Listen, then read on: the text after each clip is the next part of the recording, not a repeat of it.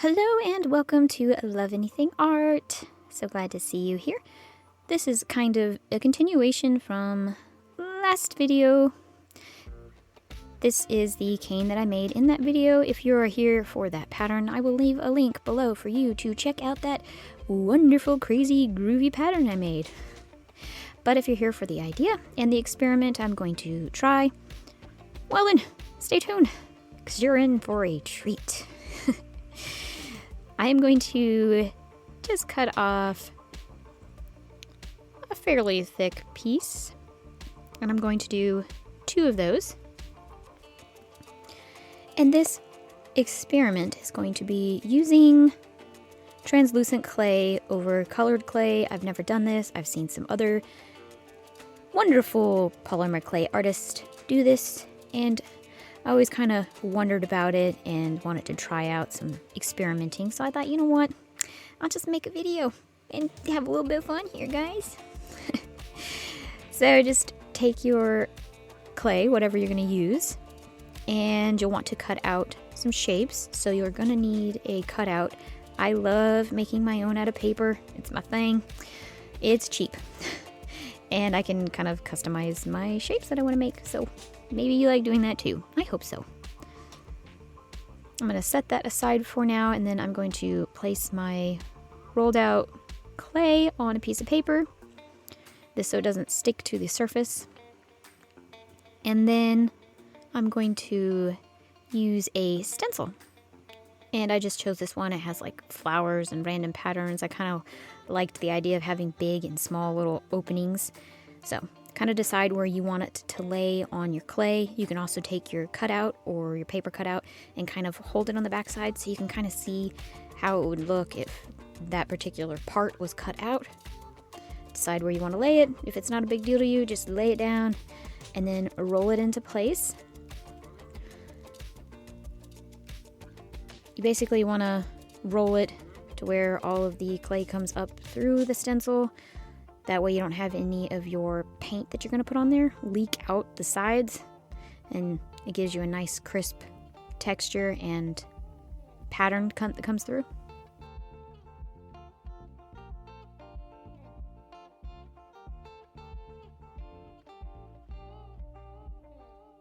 I'm going to use white paint because the clay is really dark. If yours is the opposite, you can use a dark colored paint. But I'm just kind of stippling it on there with my finger, just kind of getting a little bit of paint on there. Just a really thin layer. It doesn't have to be gobs of it or anything. And you can use any paint brand that you want. Cheap, not cheap, the most expensive brand. And I did try to do this when it dried, and it came out a big old mess, so I had to do it again. This time, I did not wait until it dried. I peeled it off, and it gave me a way better pattern that came through. The first time, a bunch of clay came off with it. It was a big old mess, so I would recommend not waiting until it dries before peeling off the stencil.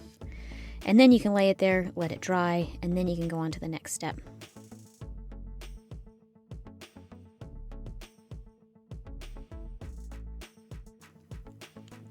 And I did that to both of my pieces because I'm going to need 2. I'm going to make an earring set with this if it all kind of pans out in the end. Now this is the translucent clay. I've rolled it as thin as I could in the pasta machine before it became all wibbly. And then I'm going to use my fingers and very gently start pulling it. Just getting it as thin as I can, basically until the point where it kind of almost rips. And then stretching it as best I can over the clay, and then kind of working my fingers from the middle out to get rid of any air bubbles. I actually did a good job, and I didn't really get any air bubbles. You can lift it up and kind of pull it a little bit if you did get any in there. And then just run your finger over there and make sure it's all smoothed out. Like I said, this is kind of an experiment. I've seen other clay artists do this, and I've always wanted to try it, but for some reason I never did, and I just thought I would do it with this. I didn't want to waste clay. I think that was kind of my deal, but I wanted to have a little fun. It was cold outside and I didn't really have a lot going on, so I just thought it was a perfect time. I am going to roll this one out very, very little, so it's basically the same thickness of translucent clay that I put on there. And then I'll do another test here in a little while, and I'll kind of walk you through that where I do roll it out a little bit more. I wanted to have different thicknesses of the translucent clay on top to see how thick or how thin it had to be before it became kind of cloudy and you couldn't see the pattern underneath, and kind of what it would do if I put a thicker piece of translucent on the colored backing. So like I said, it's just kind of an experiment. I cut away all of the extra, and I'll use that for the next experiment. Just making sure the sides are all nice and tucked down there.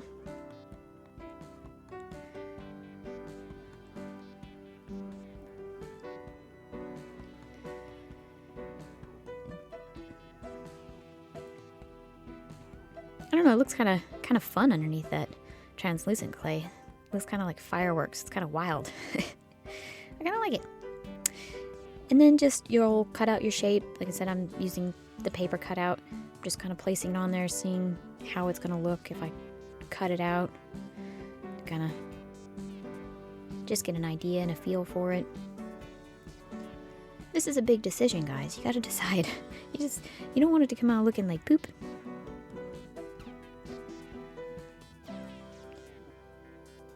And I am kind of keeping it more towards the side because I am going to cut this in half. And that was just a test piece. You could use that as a backing if you wanted. But on this one, I want to have a complete wrapping of the translucent clay, both on the front and the back. And so I'm going to cut that directly in half and then fold it over so that the translucent clay is on the outside of both front and back. And put that together, give it a roll just to get it kind of joined together.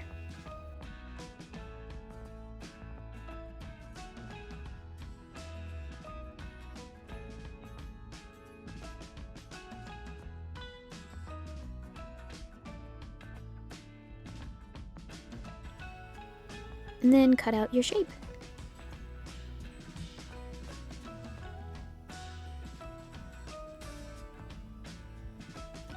I'm going to use the edge of my tissue blade and my fingers just to get everything nice and smooth, both on the front and the back. I just really had fun playing with it. You know, this is the part where having cutters does make things easier, but sometimes I just like to kind of play with it and get lost and do my art thing.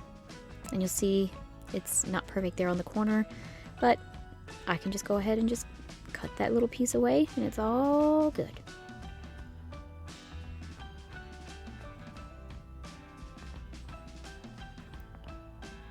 And the sides of it will not be covered in translucent, but you could wrap a thin layer around.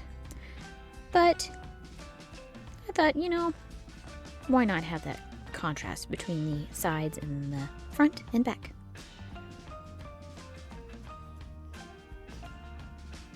I actually haven't made earrings in quite a few videos, so it was kind of fun making some earrings instead of necklace.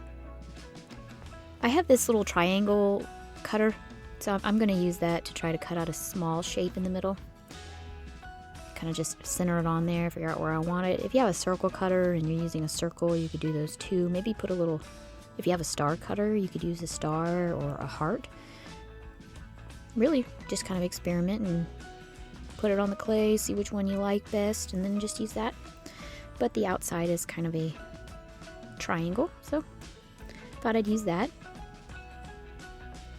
And then I'm going to use these little ball tools that I made from clay and toothpicks. I'm just gonna run it along there in the middle just to kind of smooth everything out, and then around the upper outer edge to smooth that too. You can sand afterwards if you want, but I'm not a huge fan of sanding before baking this, I am going to go ahead and put in my findings so that I don't have to drill it after. And then place this on a piece of paper and you can bake them. Now I'm going to go ahead and try this experiment again, but I'm going to do basically one thing very differently. So you cut it out the same, you roll it out, you pick out your pattern.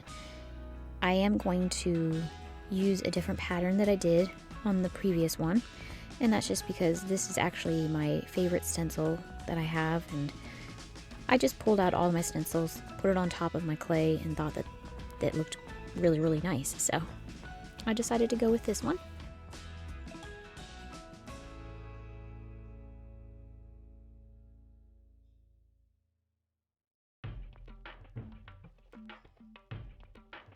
Again, make sure that the clay comes up and through the stencil so you have a nice bond.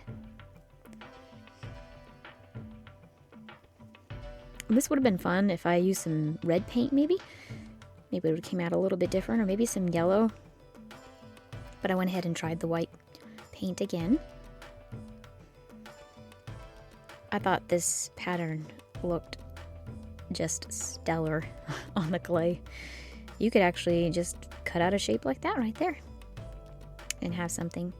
So the same as before, I rolled out some really thin translucent, and you can see there it got so thin it was ripping a little bit, so I had to adjust it a little bit.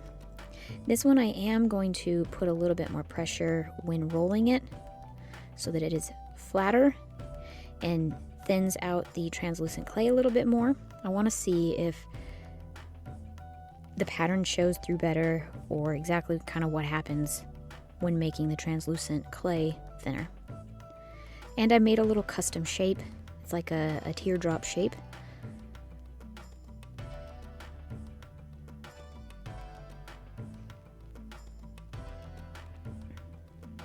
And again, the hard part, you kind of got to decide where you want it to set on there.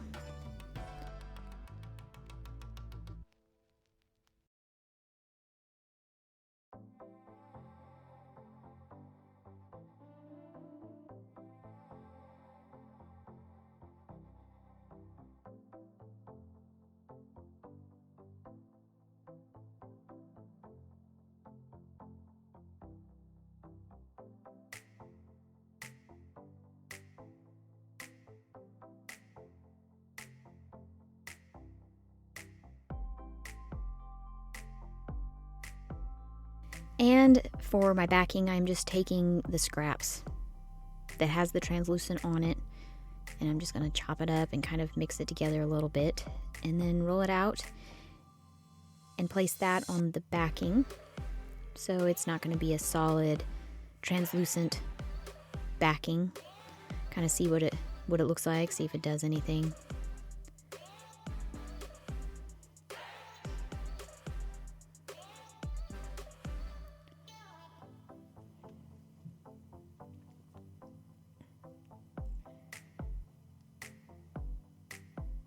And then I put my pattern on top, and I'm going to cut out that shape.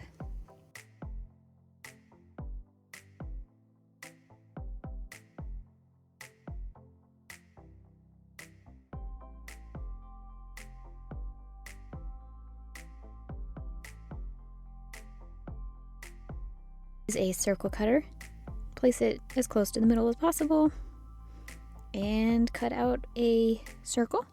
And I'm going to use this circle for the top part of my earrings so that it doesn't go to waste. And then, like the previous one, just make sure that you smooth out all of those edges, both in the center and the outside.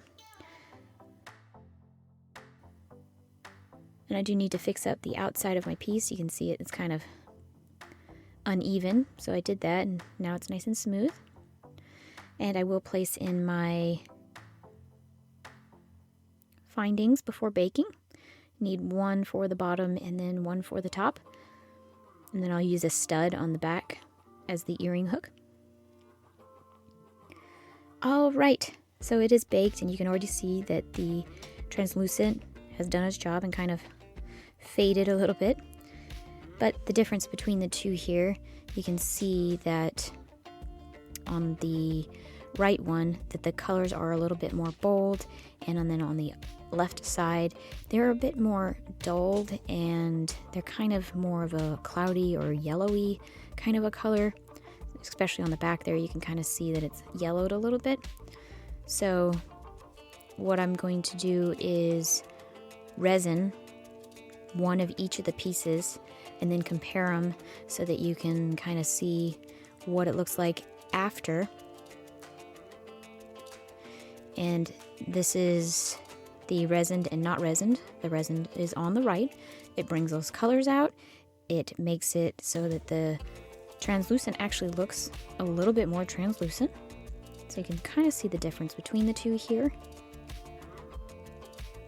Definitely, I think it took out that kind of yellowy color. And then the one on the right is resin, the one on the left is not. And again, it kind of smoothed it out, made the colors come forward, and took away that cloudiness. And I really like the way they look. I actually like the way both experiments came out. So I would say that you don't want your translucent clay to be too thick, but if it is on the thicker side, you're still going to get the colors from the back coming through. But this was only one experiment, like I said, and maybe you can try it and see what you come up with. But I definitely think that both these pieces were a success, and the colors look a little bit different because of the different thicknesses of the translucent, though. You'll see that it was the same clay, just different patterns that were on top with the white paint. So you can see that doing one piece can come out two different ways depending on the technique that you use.